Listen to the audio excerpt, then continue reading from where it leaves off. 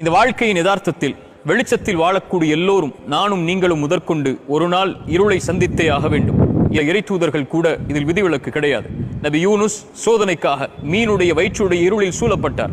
நபி யூசுப் கிணற்றுடைய இருளில் சோதனைக்காக அனாதையாக விடப்பட்டார். நபி இறை தூதர் ஸல்லல்லாஹு அலைஹி வஸல்லம் அவர்களும் அவர்களுடைய தோழரும் தௌருடைய குகையில் இருளால் சூழப்பட்டார்கள். இறை தூதர்களே இறைவன் வெளிச்சத்தில் இருந்து இருளை நோக்கி தள்ளினான் சோதனைக்காக என்றால் நானும் நீங்களும் எம்மாத்திரம். இந்த இறை தூதர்களையும் இதுபோல் இந்த உலக வாழ்வில் இருளை சந்தித்தவர்களையும் அதிலிருந்து வெளியே கொண்டு வந்தவன் யார் தெரியுமா?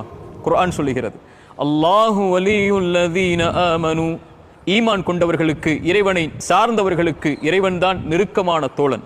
அவன் என்ன செய்வான் அந்த தோழமையில்?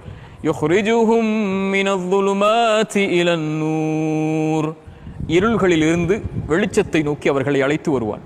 இறைவனை சார்ந்திருந்தால், இருள் நம்முடைய வாழ்வில் இருந்தால் வெளிச்சத்தை நோக்கி ஒரு நாள் நாம் சென்றே தீருவோம்.